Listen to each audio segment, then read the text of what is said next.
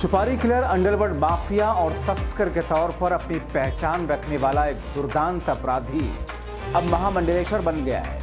ये पढ़ करके, ये जान करके, ये सुन करके आप चौंक रहे होंगे, लेकिन ये सच है।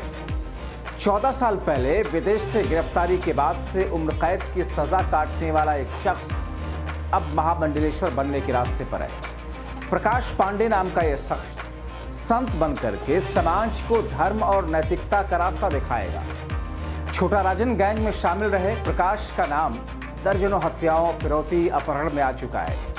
फिल्म सुपरस्टार शाहरुख खान से रंगदारी मांगने वाला है प्रकाश पांडे उर्फ पीपी उर्फ बंटी पांडे का वियतनाम से गिरफ्तारी की गई, जहां से गिरफ्तार करके उसे भारत ला गया था।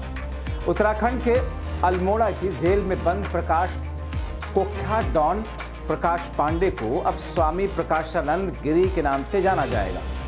जूना अखाड़ा की तरफ से अल्मोड़ा पहुंचे अखाड़ा के महंतों ने उसे जिला जेल के अंदर दीक्षा भी दी है। इसके साथ ही जूना अखाड़ा के कई मठों, आश्रमों का उत्तराधिकारी भी घोषित किया गया है।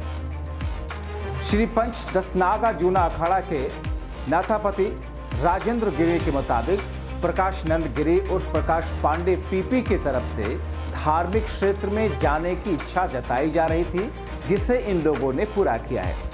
अल्मोड़ा जेल के एसपी जयंत पंगती के मुताबिक बीते दिनों कुछ सन्यासी और धार्मिक संत जेल के अंदर प्रकाश पांडे से मुलाकात करने के लिए आए। मुलाकात के दौरान धर्म पर चर्चा हुई। हालांकि जेल में प्रकाश से संतों की मुलाकात को लेकर के उत्तराखंड के डीआईजी जेल दघीराम मौर्य कहते हैं कि उन्हें इसके बारे में सोशल मीडिया के जरिए जानकारी मिली। इस पूरे मामले पर आंतरिक जांच की भी शुरुआत की जा रही है। मगर आप सोच रहे होंगे कि अचानक एक गैंगस्टर संत बनने की राह पर कैसे चल पड़ा। आखिर क्या है इसके पीछे की पूरी कहानी, हम आपको सब विस्तार से बताएंगे। मगर उससे पहले आपको बताएं कि प्रकाश पांडे का शुरुआती सफर कैसा रहा है। दरअसल नैनीताल के एक छोटे से गांव से निकल करके मुंबई और फिर वियतनाम तक सिक्का जमाने वाले प्रकाश पांडे की कहानी काफी दिलचस्प है।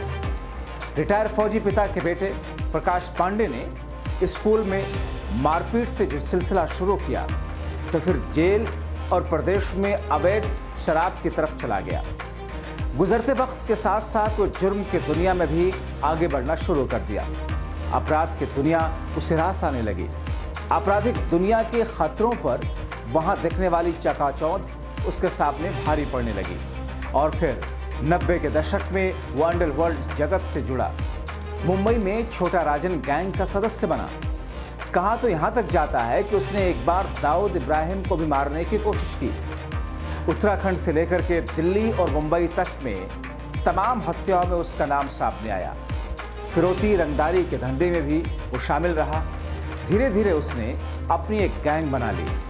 कई रिपोर्ट्स के आधार पर यह जानकारी आ रही है कि साल 2007 में शाहरुख खान और दीपिका पादुकोण की ब्लॉकबस्टर फिल्म ओम शांति ओम की सफलता के बाद उसने फिरौती भी मांगी थी। और उसके बाद वो वियतनाम में जाकर के वहां पर गैंग को सेटल करता है, गैंग चलाने लगता है। साल 2010 में उसे गिरफ्तार कर लिया जाता है और भारत लाया जाता है।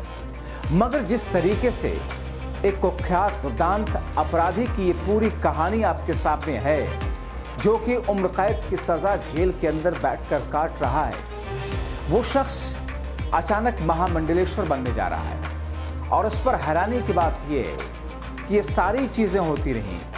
संत वहां पर पहुंचते हैं, उसको धर्म की दीक्षा देते हैं, और ये सारी की सारी चीजें जेल प्रशासन को सोशल मीडिया के माध्यम से पता चलती है। ये अपने आप में हैरान करने वाला और चौंकाने वाला खुलासा है। हालांकि कहा यह जा रहा है जेल प्रशासन की तरफ से कि इन तमाम कड़ियों को जोड़ करके इसको देखा जाएगा और जांच पड़ताल की जाएगी। मगर एक शख्स प्रकाश पांडे नाम का, जो नैनीताल से निकल करके अपराध की दुनिया में जिस अंदाज में वो आगे बढ़ता गया, मुंबई पहुंचकर जिस तरीके से वो छोटा राजन गैंग का सदस्य बना, और उसके बाद में जिस तरीके से उम्र कैद की सजा तक वो पहुंचा, और अब महामंडलेश्वर के सफर तक उसने कुछ इस अंदाज में खुद को ढाला, जाहिर तौर पर लोगों के बीच में एक चर्चा का विषय बनी हुई है।